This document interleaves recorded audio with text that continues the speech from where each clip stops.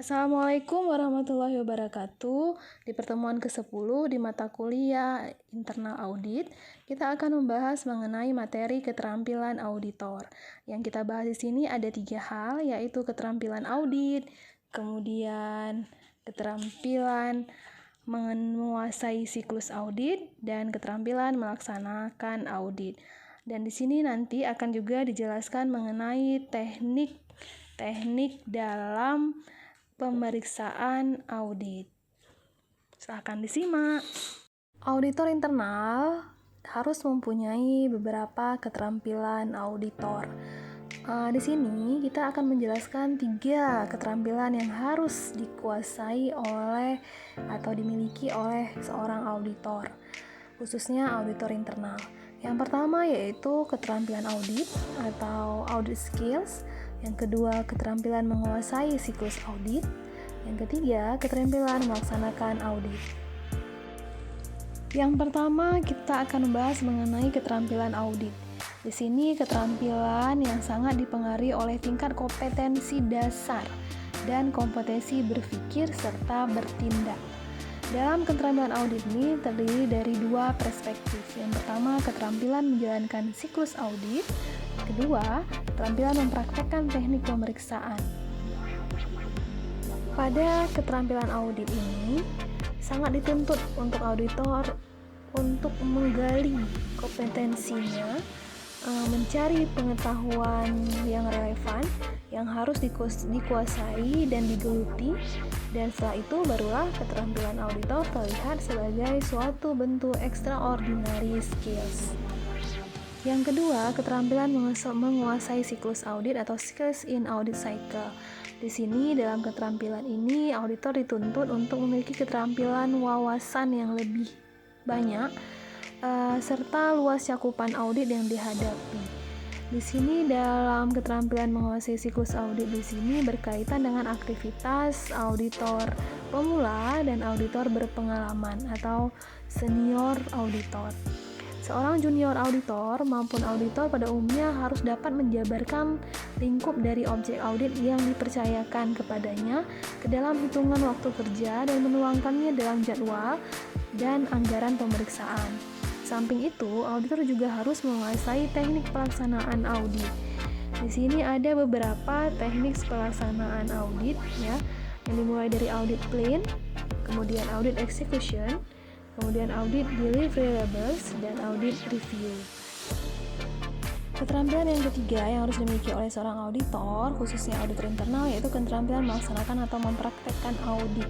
Di sini berkaitan dengan keterampilan implementasi seorang auditor. Berbicara mengenai keterampilan, pelaksanaan audit berarti menyinggung penguasaan berbagai teknik pemeriksaan. Di sini secara sederhana ada 4 tahapan dalam merangkum suatu masalah. Yang pertama yaitu problem identification. Di sini mengidentifikasikan temuan atau non-temuan, temuan yang berkaitan dengan kepatuhan atau risiko substansial, kemudian kebutuhan bukti, baik itu bukti fisik maupun bukti data. Tahap yang kedua yaitu problem elaboration, yaitu memperdalam temuan dari sisi kepatuhan, apakah berpengaruh terhadap sistem errornya atau human errornya, kemudian substantif, hal yang dapat membahayakan atau menjurus ke tindak kecurangan. Yang ketiga, problem extension, yaitu memperluas keterkaitan antar temuan. Di sini yang dilihat yaitu dari sisi compliance dan substantif antar proses unit kerja, luas berlangsungnya kejadian atau kerugian dari segi finansial, barang, opportunity, waktu, dan sebagainya. Yang terakhir yaitu pada tahap problem conclusion, yaitu menyimpulkan temuan dari fakta, luas masalah, bukti pendukung, akar penyebab, dan risiko yang langsung atau potensial dapat terjadi. Secara umum, teknik pemeriksaan berdasarkan metodenya dapat dibedakan ke dalam 2 kelompok, yaitu yang pertama teknik audit deduktif, yaitu berpangkal dari sebuah objek, indikasi atau informasi awal sebagai titik masuk, selanjutnya dikembangkan dan diuraikan menjadi sekumpulan fakta yang lengkap, luas, dan saling berhubungan. Yang kedua, teknik audit induktif, yaitu berbekal dari banyak informasi, fakta, serta bukti pendukung ditinjau hubungan sebab akibat, persamaan, dan perbedaan hingga berujung pada pengambilan kesimpulan. Di sini pada slide ada gambar metode teknik pemeriksaan yang dikaitkan dengan metode teknik audit. Kita lihat nomor 1, 2, 3, 4, 5 yaitu pemetaan, peninjauan ulang, survei, inspeksi, pemindaian, itu masuk kategori teknik audit deduktif. Nomor 6, pengamatan, perbandingan, rekonsiliasi, verifikasi, wawancara, dan pemeriksaan silang itu masuk kepada teknik audit deduktif dan induktif. Dan yang terakhir, dimulai dari analisis, perhitungan fisik, pengujian, uji petik, pemeriksaan transaksi, penelusuran peramalan, pengintaian, dan penyadapan itu masuk kepada teknik audit induktif. Di slide berikut ada uraian singkat mengenai teknik pemeriksaan. Yang pertama, pemetaan. Ini bermanfaat untuk memberikan gambaran lengkap tentang lingkup atau objek audit. Pemetaan dapat berupa pertama sebaran situasi yang diperiksa, hubungan antar berbagai objek yang diperiksa, titik-titik kritis dari perspektif risiko, dan gambaran kecenderungan situasi. Yang kedua, peninjauan ulang. Ini dilakukan untuk membuka kembali suatu masalah yang terkait dengan unit kerja, mempelajari kembali modus operasi masalah yang pernah terjadi, merekonstruksi hasil sementara pemeriksaan yang belum selesai, atau memaparkan terhadap suatu masalah dengan bukti yang sudah dianggap cukup. Yang ketiga, survei, yaitu pengumpulan data dari lapangan untuk mendapatkan gambaran tentang fakta sebuah objek pemeriksaan, di mana pengumpulan fakta ini biasanya dalam bentuk kuesioner dengan kriteria jumlah responden tertentu. Yang keempat, yaitu inspeksi. Diterapkan dengan cara meninjau langsung ke lokasi, mengamati praktek kerja dan aspek-aspek fisik lainnya, serta umumnya bersifat kunjungan, bersifat mendadak. Teknik pemeriksaan yang kelima yaitu pemindaian. Di sini terkait dengan audit berbasis data yang bertujuan untuk mengidentifikasinya secara cepat titik-titik dalam sekumpulan data yang dikategorikan bermasalah sesuai kriteria yang ditetapkan.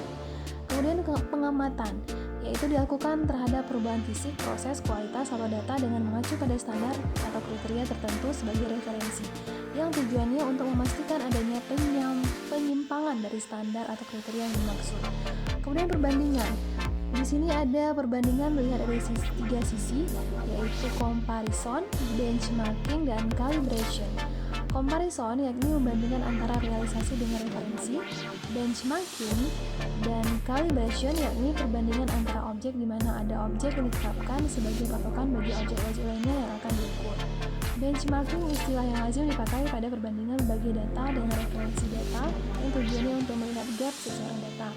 Kemudian calibration adalah istilah yang lazim dipakai pada perbandingan antar barang yang secara fisik kelihatan, di mana tujuannya mengukur tingkat akurasi dan reliabilitas. Teknik yang kedelapan yaitu reconciliation, adalah pengujian secara cepat terhadap konsistensi antar catatan dengan data selama kurun waktu tertentu. Kemudian verifikasi, yaitu pemeriksaan terhadap data-data yang bersumber dan berkaitan dengan transaksi, di mana tujuannya untuk menguji keabsahan, kewajaran, ketepatan data, bukti transaksi maupun laporan yang tersaji. Verifikasi dapat dilakukan sebelum atau setelah transaksi berjalan. Kemudian wawancara. Secara umum ada dua pendekatan dalam wawancara, yaitu persuasive approach dan konfrontatif. Wawancara yang bersifat advance dilakukan ketika menyelidiki tindak kecurangan. Kemudian teknik pemeriksaan silang, yaitu dapat berupa verifikasi data pada lingkup lain yang terkait dengan hasil wawancara orang lain. Kemudian teknik analisis, yaitu lebih identik dengan data, baik data transaksi maupun catatan atau laporan. Tujuannya untuk memberikan gambaran mengenai fakta terakhir dan perubahan fakta antar waktu maupun hal-hal yang bersifat kemungkinan di masa mendatang. Kemudian teknik penghitungan fisik, yaitu bertujuan untuk memastikan konsistensi antara jumlah fisik dan jumlah yang tertera pada catatan. Ada dua catatan untuk memperkuat hasil perhitungan. Yang pertama catatan resmi yang dikeluarkan dari sistem pembukuan resmi. Yang kedua catatan referensi yang dipakai oleh mereka yang bertanggung jawab atas jumlah secara fisik. Teknik pemeriksaan selanjutnya yaitu pengujian. Dapat berupa pengujian terhadap fisik, proses kerja, bukti transaksi, dan data-data bisnis maupun laporan. Tujuannya dikelompokkan menjadi dua kategori, yaitu kualitas yang sesuai dengan standar yang ditetapkan, yang kedua reliabilitas sesuai dengan nilai yang diharapkan. Teknik selanjutnya yaitu uji petik, yakni bentuk lebih spesifik dari pengujian yang dilakukan dengan mengambil sampel data yang dianggap representatif berdasarkan kriteria tertentu. Kemudian teknik pemeriksaan transaksi dan pembukuan, yakni bentuk pemeriksaan bukti-bukti transaksi melalui pengidentifikasian atas jurnal pembukuan akuntansi transaksi terkait. Juga merupakan teknik untuk menelusuri serangkaian masalah atau mengukur luas terjadinya masalah terkait transaksi. Tujuannya ada dua, yaitu memeriksa bukti-bukti transaksi dan yang kedua memastikan kebenaran perlakuan akuntansi atas transaksi tersebut. Teknik selanjutnya yaitu penelusuran, adalah metode untuk menemukan akar penyebab suatu masalah. Di sini bersifat historis, yaitu dilakukan dengan transaksi, proses kerja, dan atau urutan peristiwa. Kemudian peramalan, yaitu memperkirakan hal-hal yang baru akan terbukti tepat tidaknya di waktu mendatang. Tujuannya untuk memperkirakan besarnya kebutuhan dari dampak potensial, tingkat pertumbuhan kinerja, kecenderungan positif atau negatif dari situasi, dan besarnya deviasi antara hasil aktual terhadap target di waktu mendatang. Kemudian pengintaian lebih sering digunakan pada lingkungan bisnis yang banyak terjadi kecurangan. Kemudian teknik selanjutnya yang terakhir yaitu penyadapan, di mana teknik ini berhubungan dengan teknologi komunikasi dan informatika. Teknik ini digunakan untuk tindak kecurangan yang telah mendapatkan informasi awal yang dapat dipertanggungjawabkan.